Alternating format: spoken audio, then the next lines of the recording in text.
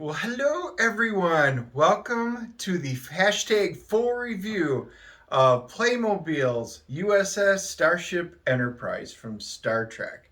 So we did the unboxing video yesterday, and you got to see all of the many parts. We stayed up really late last night putting this thing together. I talked to one of you guys that said you put it together in an hour. Hats off. We weren't even in the ballpark of an hour. Two and a half or so, but it worked out. Everything winds up working. It's a lot of pieces, but it's really cool and really worth it. So, should we take a look at least what it looks like when it's complete? So, that is what it looks like in all of its glory. It's good sized. You can see it's almost 40 inches long. It's like 39 and change, like 3/4. Uh, Absolutely, it looks really nice. The only thing, and everything's pretty to scale, with the exception of underneath they actually have to make it much deeper in order to fit the entire bridge crew. So this is what it looks like out there. This is a nice, heavy, big box, and if we pull the top off, so the top, you'll notice it does have the green, so you've got the port and starboard lights. And when you remove it, we actually did put in some of the tribbles, and it's got all the different crew members that are inside of it. It's really cool. The sliding doors are lenticular. I don't know if you'll get it, so as it moves it'll open and close. They also have some other lenticular. The main viewing screen actually has a Klingon D7, which is really nice. That goes on and off of it. That looks really nice, and of course, I love having the Klingon D7 is the choice. So I thought it was really nice. The figures are, of course, Playmobil, but you can tell who everybody is in it. Besides tribbles, they'll have some tricorders. They have cute little communicators that comes with it. There's a little storage. So yeah, here's like the little communicators, and they even flip open, so you can even see the little tiny communicators. They really did put an awful lot of detail into this. And then what I will do is I'm going to show you. It comes with an AR app, which we'll go over in a little bit. And then it will come down. The side panel removes because it does have an engineering. The only thing I wish they could have put in there was a transporter, but it's totally understandable due to the size of it. So there's Mr. Scott. There's your dilithium crystal chamber. That's not locked into place.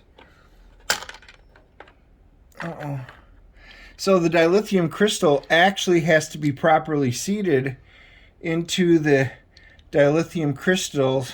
Oh boy, to activate it. There we go.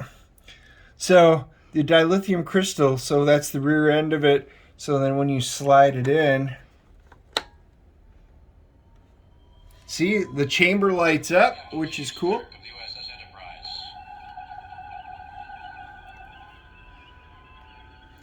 And it actually turns the ship on. So it's the startup process when you insert that dilithium crystal. That is really cool. You can actually see the navigation, the lights and stuff set up in the bridge. It looks really cool. They have different buttons. So they have different...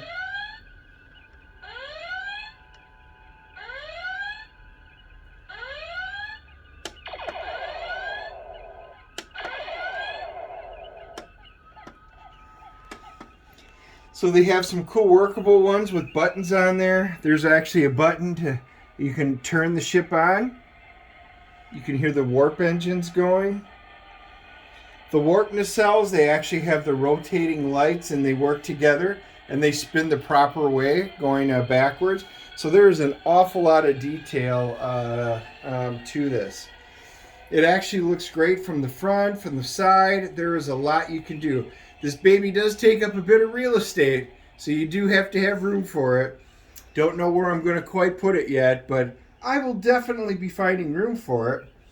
And now with the command mode, so it has a number of different things, I can turn the ship on and off. I can actually have the warp drive going.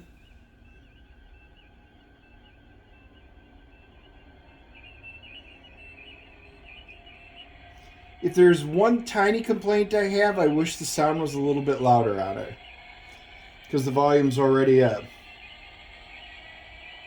You can see the Bussard collectors are spinning faster as they get to faster warp speed. They do a nice job with it. Yeah, look at that. Like I said, a lot of cool details. Got it on red alert.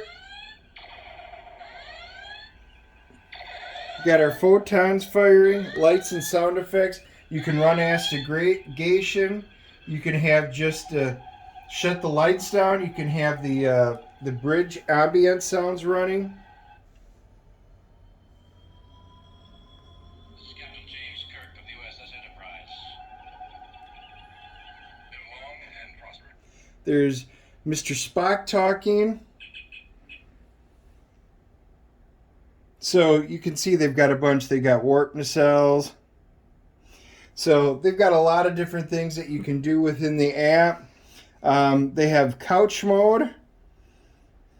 So they have a number of different modes. They actually have games and everything on here that you can do, and it'll take you in. It's like a virtual inside. You talk to Captain Kirk. They go through the M5 simulation from the Daystrom Institute, which I don't have time to play with right now, but at some point I will. You can turn the sound effects on and off.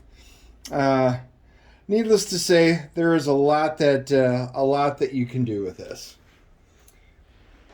So with that being said, with the AR missions, this looks really fun. The ships look well. The detail to the bridge setting, this was the hardest part. There's decals for everything. Little tiny decals for all the instruments, all the different screens around the Enterprise, but it's worth it. It was very painstakingly detailed. You want to get all the decals just right. And we did. I mean, it really turned out incredible. Is it worth it? So like I had said in the earlier video, the price tag for this is retail of $4.99. On eBay, I've seen it going from $500 to about $750. Honestly, I don't know if I would ever pay that for this. But if you can find it for under $500, $400, that might be the sweet spot for this. Is it worth it?